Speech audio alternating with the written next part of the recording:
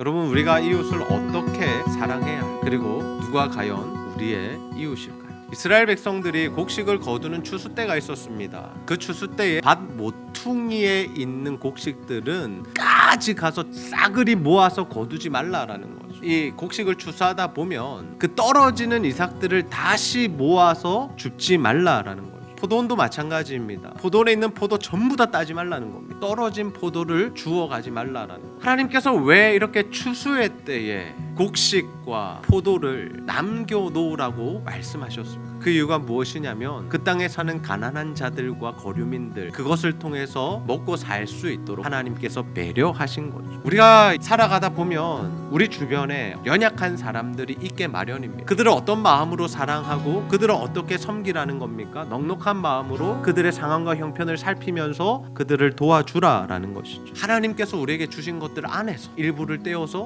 다른 이들을 도울 수 있는, 그들의 생계를 조금이나마 책임져 줄 수 있는 저와 여러분 다 되시기를 주님의 이름으로 축복합니다. 그런데 이러한 넉넉한 마음으로 연약한 자들을 돕는 자에게 하나님이 어떻게 하시느냐? 반드시 은혜를 베풀어 주십니다. 형제 사랑하기를 계속하고 손님 대접하기를 잊지 말라. 근데 그러면서 그 이유를 뭐로 대고 있느냐 하면 부지 중에 천사를 섬긴 자가 있다라는 말씀으로 형제 사랑과 손님 대접하는 것을 계속해서 해야 할 그 이유를 우리에게 말씀하고 있습니다. 그럼 정말 그렇게 살아서 복을 받은 사람이 있을까요? 우리가 잘 알고 있는 보아스라는 사람이죠. 보아스가 보여주었던 모습은 추수를 할 때 어떻게 했느냐? 귀퉁이에 곡식들을 남겨두었다라는 거죠. 사람들이 많이 보아스의 밭에 와서 이삭들을 주워갔습니다. 나오미의 며느리 룻도 여기에 와서 이삭을 주었다라는 겁니다. 오히려 그녀를 배려했고, 그리고 이 이야기가 어디로까지 이어지게 됩니까? 그 룻의 남편, 그 시아버지가 그들의 기업을 물러주는 일을 하게 되죠. 그리고 둘 사이에서 낳게 된 아들의 이름이 오벳인데요. 그 오벳이 결국 누구의 할아버지가 되냐면 다윗 왕의 할아버지가 돼요. 궁극적으로 이 보아스 가문을 통해서 누가 오십니까? 마태복음의 족보를 보면 예수 그리스도께서 이 가문을 통해서 나셨다라는 거예요. 그 사건을 통해서, 그 이웃사랑 실천을 통해서 예수가 오게 하는 가장 영광스러운 삶이 되었다라는 사실.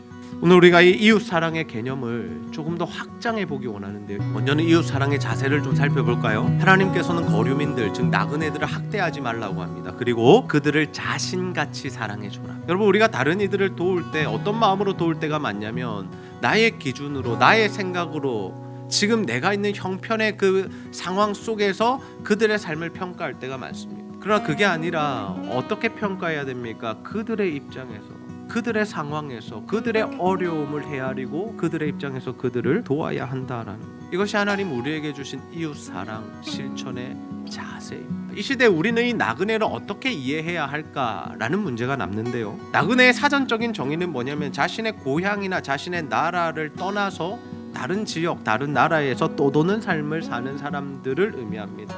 이 시대의 개념으로는 누구를 생각해 볼 수 있냐면 이주민들을 생각해 볼 수 있습니다. 그러나 하나님은 우리가 그들을 어떻게 대우하기 원하신다고요? 그들의 입장에서 우리가 이민 가서 살고 있다면 어떤 사랑을 받아야 할까, 어떤 사랑이 받고 싶을까를 생각하면서 그들을 도우라는 거예요. 그럴 때 누가 기뻐하신다고요? 하나님이 기뻐하시고 주님께서 자기에게 섬겼다라고 받아주신다라는 거죠. 여러분, 이주민의 개념을 조금 더 확장해 봅시다. 우리나라에 들어와 있는 탈북민들이 있습니다. 약 3만 명 정도라고 합니다. 또한 우리 주변에 결혼 때문에, 일 때문에 우리나라에 들어와 있는 외국인들이 굉장히 많습니다. 우리가 선교를 다른 나라로 가야 한다라고 이때까지 생각해 왔습니다. 우리가 복음을 전하고 주의 사랑을 실천하는 이 이주민 선교가 필요하다라는 거죠. 어떤 이유든지 이 나라에 온 사람들, 그들에게 복음을 전하는 것이 우리의 몫이다라는 겁니다. 하나님은 우리가 이웃을 사랑하기 원하십니다. 그들의 현실적인 필요를 채워주는 사랑, 그 삶을 통해서 뭐가 들어갑니까? 주님의 복음이 들어갑니다.